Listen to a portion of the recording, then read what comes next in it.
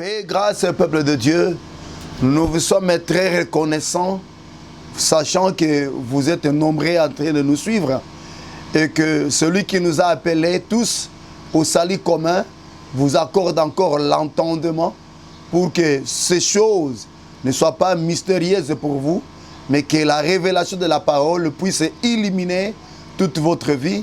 Et celui qui travaillait avec les apôtres, les accompagnant par des signes et des prodiges, qu'à travers cette mission, qu'ils puissent aussi vous visiter dans tous vos problèmes. Nous sommes dans Matthieu chapitre 13, versets 10 à 11. C'est là où nous sommes limités la fois passée. Nous allons lire. Il est écrit, les disciples s'approchèrent et lui dirent, « Pourquoi leur parles-tu en parabole ?» Jésus leur répondit, parce qu'il vous a été donné de connaître le mystère du royaume des cieux et que cela ne leur a pas été donné. Nous avions dit que la Bible, c'est un livre très énigmatique et que dans la dispensation des pères, Dieu, le Seigneur parlait par des énigmes et les sacerdoces étant changés, il y a eu aussi le changement de dispensation. Et aujourd'hui, nous sommes dans la dispensation du Fils. Et dans cette dispensation du Fils, bien aimé, l'Éternel ne parle plus en parabole. Parce que dans cette dispensation, c'est la dispensation de la lumière. Voilà pourquoi l'Éternel a établi le ministère. Et le ministère a pour mission, pour rôle, de nous expliquer les énigmes. Et aujourd'hui, nous allons démontrer, selon la petite grâce que Dieu nous a donnée, comment est-ce que le ministère doit interpréter les énigmes. Mais je retourne à ce que je disais dans Matthieu chapitre 10, c'était Matthieu chapitre 10, Matthieu chapitre 13, je m'excuse, au verset 10 à 11, là nous voyons les apôtres, le disciple qui était étonné de voir que le Seigneur parlait aux Juifs par des paraboles. Et nous avons expliqué, bien aimé, que c'était tout un temps, le temps où le Seigneur parlait en parabole, ça démontrait tout le temps où le mystère était caché. Et pour ne pas répéter toujours les mêmes choses, nous avions dit, bien aimé, que depuis que l'homme était tombé, depuis que le jardin était fermé, le ciel était aussi fermé, bien aimé, jusqu'à la croix. Et dans cette dispensation-là, Dieu était mystérieux. C'était un Dieu qui s'est caché et son langage était troublant, son langage était mystérieux et caché. Mais après la croix, l'agneau a rompu le livre et qui était scellé de cette sceau. Et aujourd'hui, bien aimé, Jésus-Christ est comme le prophète, comme l'interprète. Il est au milieu de cette chandelier qui est son église et nous témoignons, nous donnons l'explication des Écritures. Que le Dieu des cieux soit loué. Maintenant, il leur dit que parce qu'il vous a été donné de connaître le mystère du royaume des cieux et que cela n'aura pas été donné. Vous comprendrez qu'avant la croix, il n'était pas donné à l'homme, c'est-à-dire que le mystère était caché. Dieu avait caché à l'homme la révélation de sa parole. Mais après la croix, l'épouse du Seigneur, lui, est appelé à connaître la parole. Et là, je vais épingler quelque chose. Peuple de Dieu, vous devez savoir, vous devez connaître que nous, l'Église, nous comme son épouse, Dieu ne nous parle plus en mystère. C'est-à-dire que pour nous, tout est révélé. C'est-à-dire que tout ce qui était mystérieux, aujourd'hui, dans l'Église, bien-aimé, l'Éternel est en train d'expliquer. C'est ça aussi la femme de Samson. Vous verrez que lorsque Samson avait donné l'énigme au peuple, aux Philistins, pour que le Philistin puisse recevoir la révélation de cette énigme, il a fallu qu'ils aillent, bien aimé, chez la femme. Pourquoi?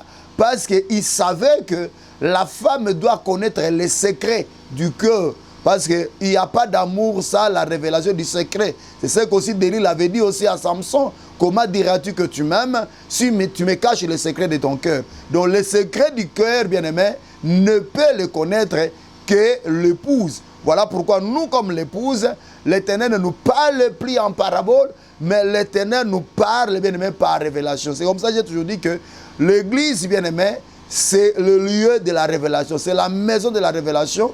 Et bien aimé, c'est d'ailleurs le frère Paul, mais le témoigne aussi, quand il dit dans 1 Timothée, me donne la main dans ce plutôt, quand il parle à Timothée dans 1 Timothée chapitre 3, verset 15, il lui dit que je t'écris ces choses avec l'espérance d'aller devenir bientôt vers toi, mais si je tardais à venir, que tu saches que l'Église est la maison de Dieu, la colonne et l'appui de la vérité. Or, qu'est-ce que la vérité?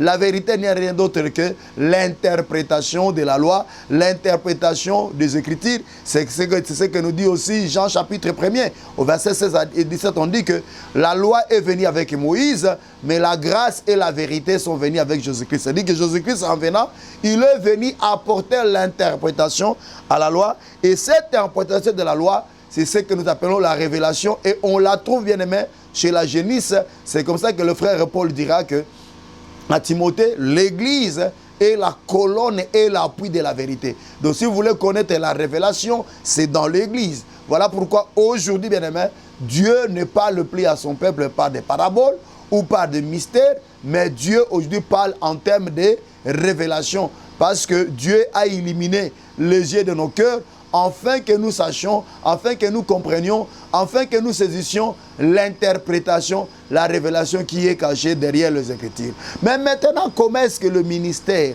doit, bien aimé, nous interpréter les Écritures? Je crois que c'est par là que nous allons finir avec des énigmes, parce que l'énigme est appelée à être interprétée, à être révélée. Souvenez-vous, bien aimé, je suis dans 1 Chronique chapitre 1, verset 1er, de la reine de Séba, ou des reines de Saba, ça dépend, qui est partie des extrémités, ou la reine de Midi, qui est partie des extrémités de la terre, bien-aimé, et partie des extrémités de la terre jusqu'à Jérusalem, pour aller, bien-aimé, éprouver Samson, des énigmes, vous voyez. Elle, quand elle est venue, elle n'est plus venue pour écouter les énigmes, mais elle est venue pour éprouver Samson avec les énigmes. C'est-à-dire qu'elle avait les énigmes, mais seulement il fallait qu'on lui donne l'explication. Quelqu'un serait de dire qu'elle avait les énigmes, c'est-à-dire, je veux dire quoi? Bien aimé, nous avons déjà les Écritures, mais quand nous venons à l'église, nous venons que pour que le ministère, pour que celui qui est plus que Samson, Salomon, je disais quoi, c'est Salomon, pas Samson, celui qui est plus que Salomon, puisse nous donner l'interprétation. Et on nous dit, bien aimé, dans tout ce qu'elle demanda à Salomon, il n'y a aucune chose que Salomon ne pu lui expliquer. Pour dire que dans l'église, il n'y a rien de mystérieux, tout doit être expliqué. C'est ça aussi, Samson aussi, parce que le nom Samson m'est revenu beaucoup dans la bouche. C'est ça aussi, Samson avec la dame, avec d'abord sa femme. Samson ne pouvait que lui donner l'interprétation. Et c'est ça aussi, Samson avec Delilah. À la 4e fois, Delilah ne pouvait recevoir aussi l'interprétation. Si vous comprenez qu'il y a deux femmes, hein. Il y a la première à qui Samson avait révélé du fort est sorti le doux, de ce qui mange est sorti ce qui se mange. Et puis il y a la deuxième qui est Delilah. Et vous verrez que, bien aimé, les femmes de Samson, toutes les deux, avaient reçu la révélation. Pour dire que, bien aimé, l'église, c'est la demeure même de la révélation, parce que c'est dans l'église que Dieu a établi le ministère. Voilà pourquoi, quand vous allez dans une assemblée où on ne vous apporte pas la révélation, ou bien aimé, on vous amène seulement les Écritures, sachez que vous perdez votre temps, et bien aimé, cette église ne vous est pas utile. Et c'est ce que même le frère Paul avait dit dans 1 Corinthiens chapitre 14, nous y reviendrons.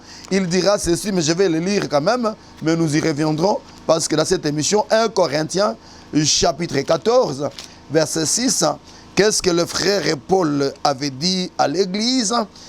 Excusez-nous, il dit ceci, il dit, et maintenant frère, de quelle utilité vous serais-je? Moi, ce qui m'intéresse, c'est le mot utilité. Il dit, et maintenant, frère, de quelle utilité vous serais-je si je venais en vous parlant en langue et si je ne vous parlais pas par révélation, par connaissance ou par prophétie ou par doctrine? Et moi, je pose la question, pour quelle utilité, bien-aimé, irons-nous à l'église si, bien-aimé, on nous parlait en langue? Si, bien aimé, on nous parlait en énigme et que, bien aimé, tout ce qui s'est passé à l'église ne nous édifie pas.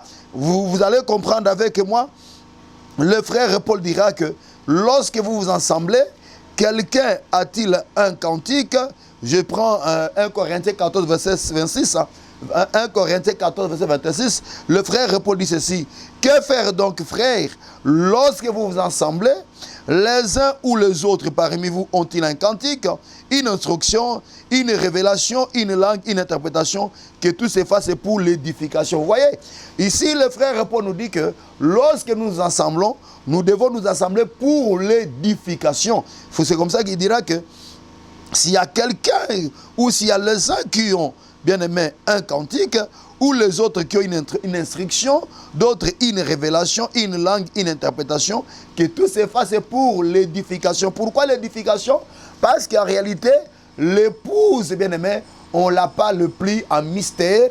L'épouse, bien aimé, elle a besoin, c'est elle qui connaît la cuisse de son époux. Voilà pourquoi, bien aimé, elle a droit à la révélation de la parole. Parce que c'est sur la cuisse de son époux qu'est écrit la parole de l'Éternel. Donc il n'y a aucun secret entre l'homme et la femme. Lorsque Dieu créa Adam, la Bible dit que Adam et Ève, tous deux, étaient nus. Si, il faudra que je vous prenne aussi cette écriture. Hein. Genèse chapitre 2, qui nous dit la parole du Seigneur. Je vais lire pour vous. On dit que tous les deux étaient nus, c'est pas grave. Hein. On évolue, on dit que lorsque Dieu créa l'homme, amen, l'homme et la femme tous deux étaient nus. Or, nous savons bien aimé que l'homme, bien aimé, c'est Christ Jésus. Et la femme, bien aimée, c'est l'Église. Je suis dans Genèse chapitre 2, verset 25, on dit, l'homme et sa femme étaient tous deux nus et ils n'en avaient point honte. Vous voyez? C'est-à-dire qu'il n'y avait aucun secret entre l'homme et la femme, parce que, bien aimé, tous deux étaient nus. Et or, quand nous parlons de l'homme et de la femme ici, vous comprendrez que l'homme dont nous parlons, c'est Jésus, parce que c'est Jésus qui est le second Adam et le véritable. Et la femme ici, c'est l'Église. Quelqu'un va me dire, est-ce que vous n'avez pas de la folie? Non. Quand vous prenez 2 Corinthiens, que le Dieu de cieux nous bénisse, quand vous prenez le livre de 2 Corinthiens, chapitre 11, nous allons lire au nom du Seigneur Jésus, 2 Corinthiens, chapitre 11, nous prenons le verset 2. Écoutez ce que le frère Paul est en train de dire. Il dit ceci, si je commence au verset 2, je commence directement au verset 1, il dit, « Or, si vous pouviez supporter de ma part un peu de folie, mais vous me supportez, car je suis jaloux de vous d'une jalousie de Dieu, parce que je vous ai fiancé un seul époux pour vous présenter à Christ comme une vierge pure. Toutefois, de même que le serpent séduisit Ève par sa ruse, je crains que vos pensées ne se corrompent et ne se détournent de la simplicité à l'égard de Christ. » Vous voyez? Je vous avais dit que Dieu a parlé dans plusieurs formes de style. La Bible, c'est un livre qui est plein, c'est un livre plutôt qui est plein de formes de style, où la Bible est pleine de formes de style. Et ici, vous voyez, bien aimé, le Seigneur, le frère Paul est en train de faire le parallélisme entre l'homme, entre Adam et Christ. Vous voyez, il dit quoi? Il dit quoi? Il dit, car je suis jaloux de vous d'une jalousie de Dieu, parce que je vous ai fiancé à un seul époux pour vous présenter à Christ comme une vierge pure. Maintenant, là, il fait le parallélisme entre l'Église qui est la vierge pure avec Ève. Il dit, toutefois, de même que le serpent séduisit Ève par sa ruse, je crains que vos pensées ne se corrompent. Là, il fait le parallélisme entre, bien-aimé, Ève et l'Église. Vous voyez? Par conséquent, nous comprenons que Adam était aussi le type de Christ. Et on nous dit qu'entre Adam et Ève, il n'y avait pas de secret, tous deux étaient nus et ils n'en avaient pas honte. C'est ce qui se passe aujourd'hui dans cette dispensation, bien-aimés. Bien-aimés, nous avons l'époux qui est Jésus et nous, comme sa femme, nous avons, bien-aimé, la connaissance de sa personne. Nous avons la connaissance de sa représentation. Et c'est ce que le Seigneur avait dit même il avait dit à Aaron ainsi qu'à Myriam. Il dira que si je parlerai à un prophète, ça sera par des visions ou par des songes, mais Joseph, lui, voit la représentation de ma personne. Or, aujourd'hui, bien aimé, la représentation de Dieu, c'est à travers l'Église que nous la connaissons. Que le Dieu de Dieu vous bénisse. Donc, mettez dans la tête, bien aimé, que Dieu ne parle pas à son peuple, ne parle pas à son épouse qui est l'Église, par des mystères. Mais si votre pasteur, lui, votre ministre, bien aimé, est limité dans quelque chose, c'est lui. Il faut savoir aussi que c'était le même pain, mais qui était subdivisé à 12 portions. Bien aimé, le ministère ne travaille pas d'une manière indépendante, bien aimé. Le ministère travaille toujours en constellation. Ce qui veut dire que à chacun des ministres, Dieu a donné une portion de grâce. Si mon frère ou le frère qui vous dirige dans tel domaine, bien aimé, Dieu ne l'a pas encore éclairé, il doit savoir que nous sommes dans la constellation. Il y a d'autres étoiles à qui Dieu a déjà donné cette lumière. C'est juste une question de se joindre dans ces étoiles-là. Et ce qui est mystérieux, bien aimé, sera pour vous et sera révélé. Ce que vous appelez mystérieux chez vous, sachez que de l'autre côté, ils ont déjà eu la révélation. C'est comme ça que j'ai toujours dit, bien aimé, quand Dieu vous fait grâce d'avoir une lumière, il ne faut jamais dire que non, voilà, en dehors de chez nous, personne d'autre ne pourra parler de ces choses ou écouter. Sachez-le bien que quand ces choses n'étaient pas encore révélées chez vous, déjà ailleurs, il y a d'autres ministres à qui Dieu avait déjà fait grâce. C'est comme ça que vous voyez, souvent quand vous prêchez, quand vous prêchez que vous écoutez les autres, c'est comme si vous dites, mais ces gens-là sont en train de nous répéter. Ou alors, si vous êtes orgueilleux, vous finirez par dire, non, ce monsieur m'écoute pour parler. Or, en réalité, la personne que vous croyez qui vous écoute, il ne vous a jamais écouté, peut-être ne vous a jamais écouté, ou alors en réalité, bien aimé, c'est Dieu qui a permis que vous puissiez l'écouter pour que vous confirmiez que ce que vous disiez était vrai. Donc, que le Dieu des cieux soit loué.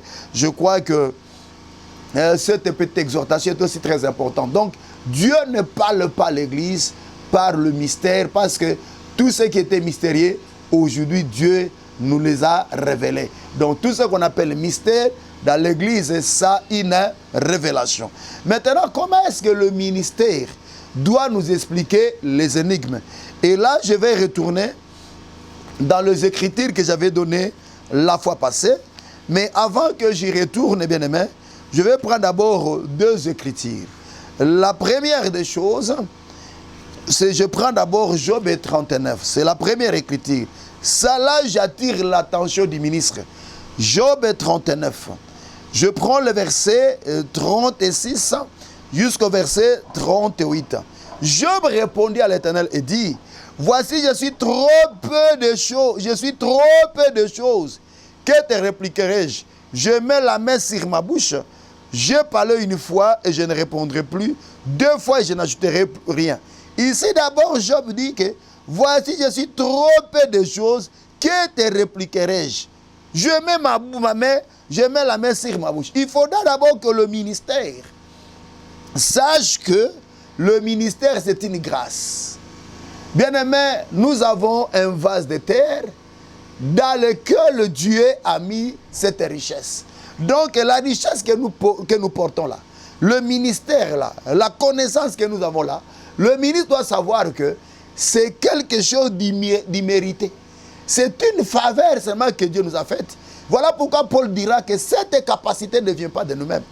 Bien aimé, la capacité là de porter ces richesses ici, bien aimé, de porter ces richesses spirituelles, bien aimé, c'est que cette capacité là ne vient pas de nous-mêmes. Ici d'abord, il faut que le ministre mette dans sa tête que il est trop peu de choses. Et de lui-même, il n'a rien à répliquer. Parce que nous avions dit que prêcher, enseigner, instruire, c'est répondre au questionnement de Dieu. Oh, le ministre doit savoir que de lui-même, il ne peut pas répondre au questionnement de Dieu parce qu'il est trop peu de choses. J'ajoute encore quelque chose. Ça, c'est la première des choses que le ministre doit savoir. Je retourne dans l'écriture que j'avais citée, 2 Corinthiens, chapitre 3. Je prends le verset 5. 2 Corinthiens chapitre 3, parce qu'il y a beaucoup de gens, quand Dieu les ouvre les Écritures, parfois ils veulent s'enorgueillir, comme si c'est eux qui étaient les auteurs même de cette révélation. Je prends 2 Corinthiens chapitre 3, verset 5. Il est écrit, ce n'est pas à dire que nous soyons par nous-mêmes capables de concevoir quelque chose, comme venant de nous-mêmes. Notre capacité, au contraire, vient de Dieu. Et le verset 6, il dit, il nous a aussi rendu capables d'être ministres d'une nouvelle alliance, non de la lettre, gloire à Dieu, mais de l'esprit. Alléluia. Car la lettre tue, mais l'esprit vivifie. Vous voyez, le frère Paul dit ceci, ce n'est pas dit que par nous-mêmes soyons capables de recevoir une révélation. soyons capables de recevoir une interprétation, soyons capables de fabriquer quoi que ce soit qu'on appelle interprétation. Non, il dit que cette capacité-là, ça vient de l'onction. Comme le dit aussi le frère Pierre, le frère Jean, dans 11 Jean chapitre 2, verset 27. Il dit que c'est l'onction qui vous enseigne chaque chose. Bien aimé, cette capacité ne vient pas de nous, mais c'est l'onction qui nous enseigne. Et on dit que c'est l'Éternel qui nous a rendu capable d'être ministre de Nouvelle Alliance, non de la lettre, mais de l'esprit, ou alors de l'interprétation. C'est-à-dire que c'est lui qui donne l'interprétation. C'est lui qui donne la capacité au ministre d'interpréter, de donner la révélation. C'est l'onction qui est Dieu, parce que l'onction, c'est Dieu lui-même. Donc, il faudra que le ministre, avant de donner l'interprétation, qu'il sache encore, je m'excuse, il faut qu'il mette dans sa tête qu'il est peu de choses, et pas seulement qu'il est peu de choses, il n'a pas cette capacité de lui-même d'interpréter. C'est comme ça que j'ai toujours dit aux gens, quand vous lisez une écriture, même si cette écriture-là, même si cette écriture vous est familier, qu'est-ce que je voulais dire? Même si cette écriture-là, vous la connaissez, vous la répétez chaque jour comme Jean 3,16, bien aimé, il faudra toujours recourir à la prière pour demander à Dieu qu'il en donne la révélation. Bien aimé, vous verrez, c'est comme ça que le frère Daniel, lorsque la sentence du roi a sonné à ses oreilles, il va demander au roi qu'il puisse lui accorder le temps pour qu'il aille chercher l'Éternel, afin que l'Éternel puisse lui révéler les secrets du roi. Oui, bien aimé, nous avons les Écritures. Bien aimé, oui, chaque jour nous les lisons, c'est pas mauvais. Ces Écritures-là, nous sommes habitués avec, mais nous devons apprendre toujours à aller chercher l'Éternel pour qu'il nous révèle toujours, bien aimé, l'essence et la signification cachée derrière chaque écriture. Donc, comprenez que les énigmes doivent être interprétées par le ministère, parce que c'est le ministère qui a la capacité de lire les énigmes, mais néanmoins, pour que le ministère puisse interpréter les énigmes, le ministère doit comprendre que de lui-même, il ne pourra rien, donc il faut recourir à Dieu. Je vais prendre un troisième témoin. Je prends toujours Job chapitre 42. Job 42, je prends le verset 3. Il est écrit, Job dit ceci, si je commence au verset 1er, Job répondit à l'Éternel, dit, je reconnais que tu peux tout et que rien ne s'oppose à tes pensées. Quel est celui qui a la folie d'obscurcir mes desseins? Oui, j'ai parlé sans les comprendre, des merveilles qui me dépassent et que je ne conçois pas. Vous voyez, ici, Job dit, je reconnais, le ministère doit reconnaître. Il dit, je reconnais que tu peux tout, même révéler. Et Job va reconnaître, il dira que j'ai parlé sans le comprendre, des merveilles qui me dépassent et que je ne conçois pas. Vous voyez, bien aimé, l'interprétation, bien aimé, l'explication des Écritures sont des merveilles qui dépassent le ministre. Bien aimé, ce sont des choses qu'il ne peut pas concevoir de lui-même. Et je comprends que c'est là où le frère Paul a ramassé ce qu'il dit dans 2 Corinthiens chapitre 3 verset 5. Il a ramassé ça ici. Donc vous voyez bien aimé que Job comme ministre dit que ces choses sont des merveilles qui me dépassent. Bien aimé, il dit que ce sont des choses que je ne peux pas concevoir, que je ne conçois pas de moi-même. Oui, des choses qui ne sont pas montées dans le cœur de l'homme. Des choses que l'oreille humaine n'a point entendues. Des choses que l'œil humain n'a point vu, bien aimé. Des choses ineffables que l'homme charnel n'est pas destiné à écouter. Bien aimé, ces choses, pour les connaître, il faut aller jusqu'au 3e ciel, dans les conseils de Dieu. Il faut dépasser le ciel des saphirs. Il faut dépasser, bien aimé. Oh, que Dieu soit loué, que Dieu soit loué, que Dieu soit loué. Il faut dépasser le ciel des saphirs. Il faut dépasser le ciel de cristal. Il faut arriver sur le trône. Parce qu'on nous dit que le fleuve qui arrosait le jardin sortait du trône. Oh bien-aimé, je suis là. Apocalypse chapitre 22. C'est là où ces choses sortent, bien-aimé. On nous dit ceci, je suis au verset 22, et verset 1er, Apocalypse 22, verset 1er. Et il me montra un fleuve d'eau vive, limpide comme du cristal, qui sortait du trône de Dieu et de l'agneau. Au milieu de la place de la ville, sur les deux bords du fleuve, il y avait un arbre de vie. Je me limite là. On dit bien aimé que ce fleuve sortait d'où? Le fleuve limpide comme du cristal sortait du trône de Dieu et de l'agneau. Or, bien aimé, pour arriver là-bas, il faut dépasser d'abord le ciel de saphir, il faut dépasser, bien aimé, le ciel de cristal, et là vous arrivez sur le trône, au troisième ciel, et là, bien aimé, c'est là où vous verrez le fleuve qui sort pour arroser le jardin. Vous voyez, bien aimé, que ces choses ici sont des choses qui nous dépassent, ce sont des choses célestes. Voilà pourquoi le frère Paul dira, je connais un homme qui fut monté jusqu'au troisième ciel. Et pourquoi Dieu l'avait amené au troisième ciel? 2 Corinthiens chapitre 12. Que le Dieu de Dieu bénisse. Voilà pourquoi il faut que les gens sachent que le ministère, ce n'est pas une histoire de disciples-là. Ce n'est pas une histoire de malonghi. Ce n'est pas une histoire, bien aimé, où on va apprendre chaque jour. Et quand on devient spécialiste en question, le lendemain, on dit que le frère a atteint la maturité, il a déjà la mâchoire. On peut lui imposer les mains. C'est comme ça qu'on a imposé à beaucoup de gens les mains, parce que seulement ils avaient cette audace-là de poser beaucoup de questions. Non, bien aimé, le ministère, c'est une histoire d'assister dans le conseil de Dieu, de traverser le ciel de saphir, ainsi que le ciel, bien aimé, de cristal, pour arriver sur le trône. Écoutez ce que le frère Paul dit, ce qu'il dit. Quelqu'un me posait la question, tout ça vous tirez ça où? Dans les Écritures, il faut apprendre à lire la parole.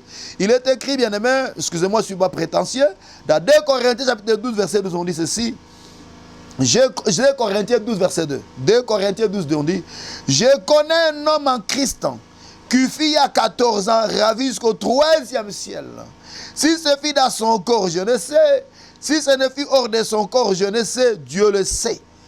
Verset 4, je continue, et je sais que cet homme, si c'est fit dans son corps ou sans son corps, je ne sais, Dieu le sait, fut enlevé dans le paradis, et qu'il entendit des paroles ineffables, qui n'est pas permis à un homme d'exprimer. Oh, cet homme-là, c'était Paul lui-même. Pour que Paul puisse recevoir la révélation des Écritures, parce que ce sont des choses que le ministère lui-même ne peut pas concevoir. Ce sont des merveilles qui lui dépassent. Donc Paul devait monter jusqu'au troisième ciel. Et là pour aller écouter des paroles ineffables. Oh bien-aimé, mais ce n'est pas seulement Paul. Bien-aimé, Dieu n'a pas fait cette expérience avec Paul. Quand vous retournez, bien-aimé, dans Ézéchiel, le chapitre 1er, vous verrez que c'est la même manière, c'est le même style de faire de Dieu. Ézéchiel, le chapitre 1er. Êtes-vous ministre? La question est celle-ci. Êtes-vous monté jusqu'au troisième ciel? Avez-vous traversé, bien-aimé, le ciel des saphirs? Avez-vous traversé le ciel du cristal? Êtes-vous arrivé jusqu'au niveau du trône? Sinon, bien-aimé, vous serez toujours les répétiteurs éternels de syllabis des autres. Et on vous donnera la main d'association parce que vous êtes spécialiste en répétition et en questionnement. Mais en réalité, vous n'avez jamais reçu le ministère. Et c'est comme ça que, vous voyez, bien aimé, même le signe et le prodige ne suivent pas ce que vous faites parce que vous êtes devenu un professeur de philosophie. Parce que quand c'est la révélation qui vient du trône, qui sort de votre bouche, le Seigneur la confirmera par des signes, par des prodiges, par des dons. Dieu fera, il le confirmera. Que Dieu soit loué. Bien-aimé, quand vous prenez Ézéchiel chapitre 1er, et bien-aimé, à cause du temps, je crois qu'on ne va pas vous le lire. Quand vous prenez Ézéchiel chapitre 1er, là, on est en train de nous expliquer, bien-aimé, les différents ciels que Ézéchiel avait traversé pour que le Seigneur puisse lui apporter la révélation. Voilà, bien-aimé, que le Dieu des cieux vous bénisse. Donc, je disais que le ministère, pour interpréter la parole, ça c'est d'abord un avertissement que le ministre doit connaître. Premièrement, le ministre doit connaître, bien-aimé, qu'il peut de choses dans ces choses. C'est-à-dire c'est Dieu qui révèle. Deuxièmement, il doit connaître, bien-aimé, que cette capacité ne vient pas de lui. Ça vient de Dieu. Troisièmement, il doit connaître que ce sont des choses merveilleuses qui lui dépassent, bien-aimé, et que de lui-même, il ne peut pas les concevoir. Voilà pourquoi les psalmistes, Dans Psaume chapitre 119, verset 18, il va dire quoi? Psalmiste, hein? Nous sommes dans Psaume 119, verset 18. Je ne suis pas prétentieux, excusez-moi. Excusez-moi, bien-aimé, je ne suis pas prétentieux, mais je suis en train d'apporter ma pierre de contribution. Psaume 119, verset 18, il est écrit, ici le psalmiste dit ceci. Je commence au verset 17. Fais du bien à ton serviteur pour que je vive et que j'observe ta parole. Ouvre mes yeux pour que je contemple le merveille de ta loi. Oh, oh, que Dieu soit loué. Et le verset 17, 19. Je suis un étranger sur la terre, ne me cache pas tes commandements. Oh Dieu, je le bénis. En tout cas, j'ai très souvent de tressaillir à moi. Je le bénis, je bénis le Dieu de mon appel. Je bénis ce Dieu-là, le Dieu-là. Oh oui, c'est Dieu qui appelle ses serviteurs. Oui, bien-aimé, excusez-moi de vous le dire, ce n'est pas encore de la prétention. Il y a des gens qui servent Dieu par conviction. Il y a ceux-là qui servent Dieu par disciple-là. Mais n'oubliez pas, il y a aussi ceux-là qui servent Dieu par apparition. C'est vrai, frère. Il y a de vrais ministres à qui Dieu est apparu. Et Dieu a donné les rouleaux. Dieu a dit, toi, je t'établis prophète. Toi, je t'établis tel ministre. Et je t'envoie pour que tu parles. Je serai avec ta langue. Je te révèle ces choses. Et je te révélerai des choses. Oui, c'est Dieu qui est apparu à Paul. Et qui lui dit que je t'établis témoin pour les choses pour lesquelles je t'ai apparu. Et pour les choses qui t'apparaîtraient. Ce Dieu-là n'est pas mort. Il est le même hier, aujourd'hui, éternellement. Et aujourd'hui, il continue à apparaître aux hommes de Dieu. Et il continue à leur révéler les choses. Et c'est ce qui fait la joie. Moi, j'ai toujours la joie dans mon cœur. Ce n'est pas de la prétention. Parce que nous ne les servons pas par conviction. Nous les servons par appel. Et pas par appel indirect, mais l'appel direct. Oh, ce Dieu-là est tellement bon. Écoutez ce qu'il dit. Psaume 119, il dit ceci. Le psalmiste dit, fais du bien à ton serviteur pour que je vive et que j'observe ta parole. Ouvre mes yeux pour que je contemple le merveille de ta loi. Je suis un étranger sur la terre, ne me cache pas tes commandements. Ah, le bien que Dieu l'Éternel fait à son serviteur, ce n'est pas des costumes et le beau temple. Il y a des gens qui croient que, comme chaque samedi, il les reçoit des vestos qui viennent de l'Europe, et que chaque dimanche, il y a la foule qui est là en train de regarder ces vêtements. Il croit que c'est ça le bien que Dieu lui a rendu. Écoutez bien aimé, même les païens ont des vestos. Même les païens ont des gros temples. Excusez-moi de vous le dire. Il y a aussi des païens qui ont des vraies bâtisses. De vraies bâtisses. Et même des partis politiques ont la foule derrière eux. Même les charlatans font des divinations. Et puis les féticheurs aussi font leurs miracles. N'oubliez pas que le miracle mensonger existe. Donc ce n'est pas les bâtisses. Ce n'est pas le vêtement. Ce n'est pas la divination. Ni bien aimé le miracle mensonger. Que fera votre joie? Le bien que l'Éternel fait à son serviteur, le bien que lui fait, bien aimé, c'est de lui révéler les merveilles de la loi. Oui, le bien que l'Éternel fait à un serviteur, c'est lui ouvrir les yeux pour qu'il puisse contempler les merveilles de la loi. Donc, si vous êtes un serviteur de Dieu, et vous dites, bien aimé, que l'Éternel fait du bien, de vous faire du bien, ce n'est pas vous donner le véhicule. Oui, Paul a dit, hein, je sais vivre dans l'abondance et dans la disette. Oui, il arrive parfois, bien aimé, que Dieu permet que nous puissions traverser les épreuves. Comme dit David, dans Psaume 66, hein, il arrive parfois que Dieu permette que les gens puissent nous chevaucher. Bien aimé, homme de Dieu, il peut arriver à un certain moment que même le disciple que vous avez encadré, les enfants que vous avez engendrés, vous chevauche, bien aimé. Ça arrive, mais c'est toute une école où Dieu ne veut pas vous amener dans la haine. Mais Dieu même connaît qu'est-ce qu'il poursuit derrière. Nous tous ici dans le ministère, nous avons subi des choses pareilles. Mais gloire soit rendue à Dieu parce que nous avons saisi la leçon que Dieu voulait nous donner. Donc il faut savoir, bien aimé, que le ministère, on peut parfois, Paul lui-même dira à Timothée, je n'ai personne avec moi ici pour m'assister. D'ailleurs, il dit quand il était au tribunal, il dit que à la première comparution, il n'avait personne avec lui. Démas l'avait abandonné pour l'amour du siècle. En réalité, tous ceux qui étaient à côté d'eux, ils ne cherchaient que leur intérêt. Dans Philippiens 2,19, il dit que je n'ai personne avec moi ici pour prendre vos sentiments à cœur. Tous se cherchent leurs propres intérêts. Oui, bien aimé, il arrive des fois que le ministère rencontre aussi des épreuves. Mais cela ne veut pas dire que Dieu ne vous fait pas du bien. Parce qu'il y a des gens qui se plaignent, comment est-ce que moi je ne suis pas véhiculé, Dieu ne me fait pas du bien. Non. Le bien pour un ministre, c'est l'ouverture des yeux. C'est l'illumination des yeux. Pour que le ministre puisse contempler les merveilles de la loi. Parce qu'il est l'envoyé du Seigneur et c'est dans sa bouche qu'on doit demander ce merveille.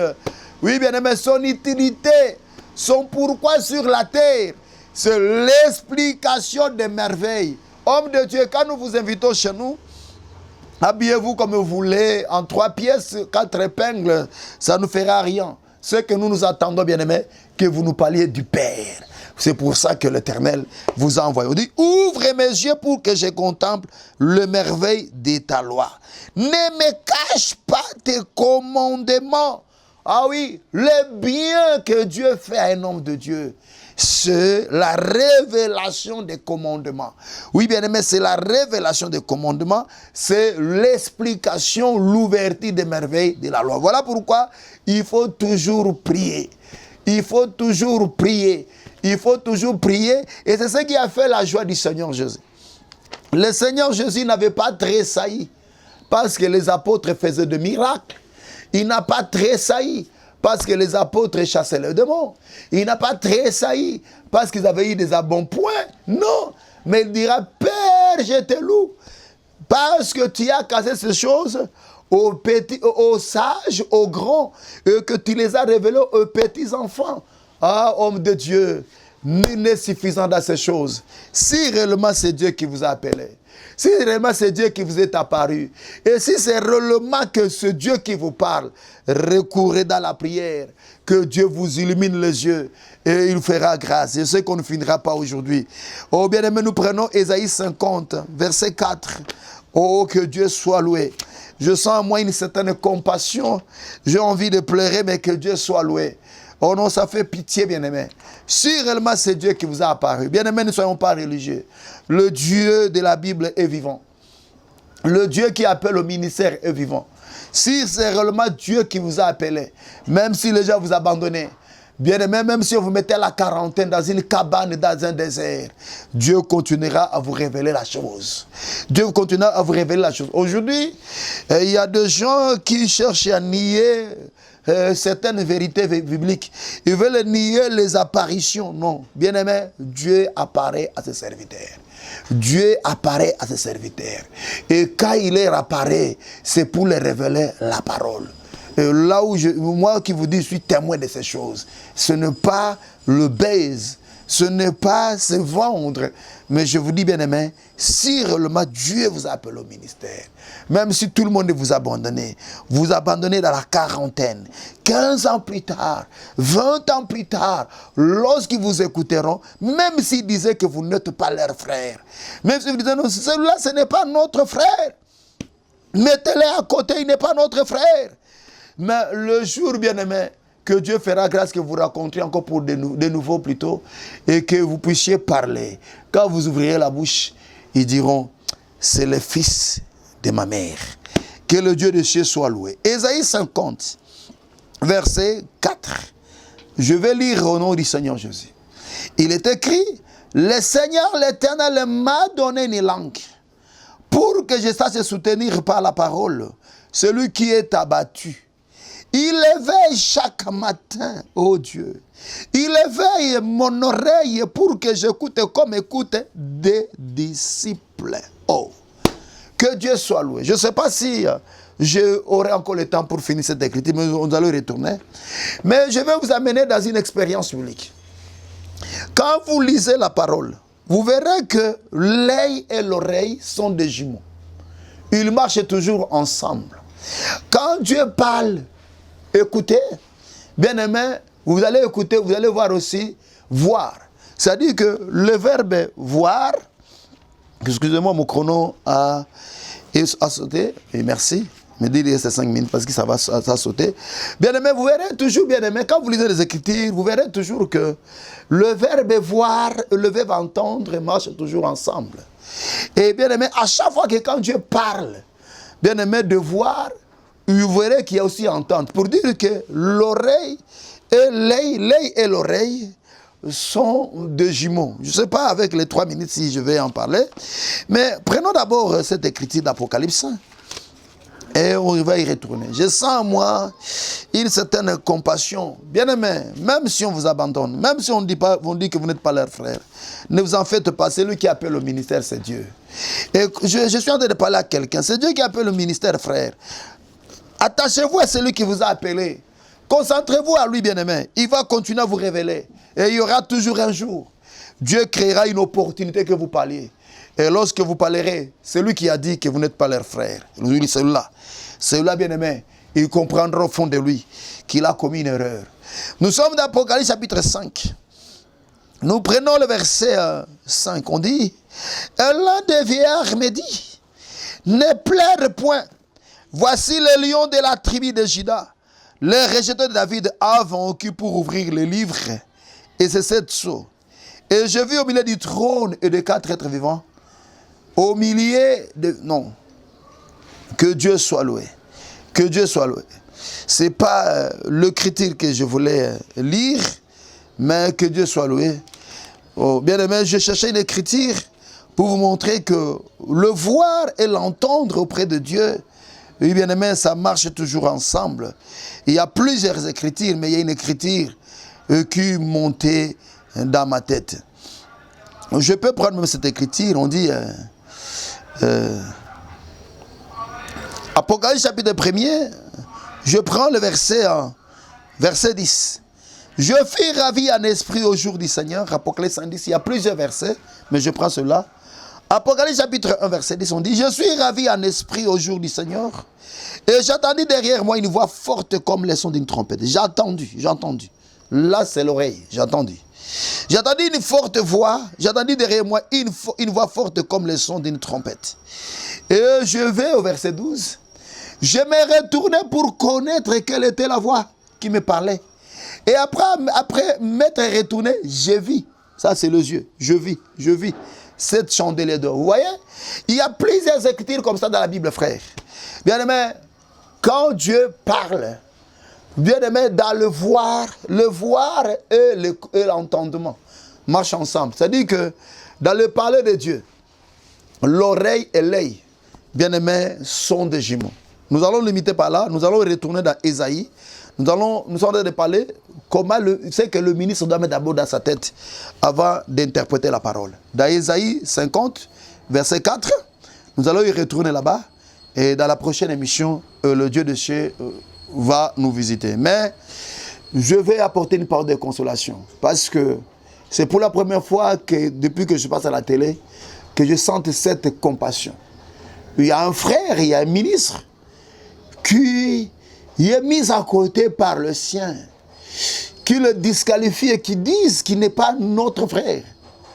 Mon frère, je vais te dire, ne vous en faites pas. Si c'est Dieu qui vous est apparu, si c'est Dieu qui vous a appelé, et si vous n'êtes pas ministre par décision humaine, par conviction ou par disciple-là, mais vous savez que c'est Dieu qui vous a appelé, que c'est Dieu qui vous révèle, c'est lui qui est apparu à Paul et qui a dit que tu te fais témoin des choses pour lesquelles je t'ai apparu, pour lesquelles je t'apparaîtrai. Frère, soyez consolés, restez calmes. Continuez à chercher ce Dieu dans la prière. Continuez à lire la parole. Dieu va continuer à vous se révéler à vous. Et il y aura un jour, ces mêmes personnes vous donneront la main d'association et ils diront, même s'ils ne vous disent pas clairement comme ça, au fond de leur cœur, ils reconnaîtront qu'ils avaient commis une erreur. Que le Dieu de cieux vous bénisse. Nous sommes à la fin. Nous sommes sur Kitega numéro 50. Nous avons de bonnes nouvelles pour vous, mais à cause du temps, nous allons vous annoncer dans la émission prochaine. Que le Dieu de cieux vous bénisse. Ne manquez pas de nous contacter sur notre numéro. Et puis de nous assister à notre culte. À nos cultes plutôt chaque mercredi, vendredi, 17h à 19h30. Dimanche, de 9h à 12h. puis adhérer à notre groupe de prière WhatsApp. Devant sa face, sur ce numéro ici, appelez-nous. Nous avons plusieurs numéros, mais appelez-nous à ces numéros. Nous allons vous mettre dans un groupe et nous prions chaque jour. Et là, vous connaîtrez notre rêve de prière. Ils sont nombreux, ils expérimentent la main de Dieu. Que le Dieu de cieux vous bénisse. C'est votre frère Ariel Tchotcho. Si vous avez besoin de consulter aussi l'Éternel, appelez-nous bien-aimés et le Dieu de cieux va vous répondre. Parce que dans ces vases, Dieu a mis aussi un don de prophétie. Que le Dieu de cieux vous bénisse. Merci et ciao. Merci.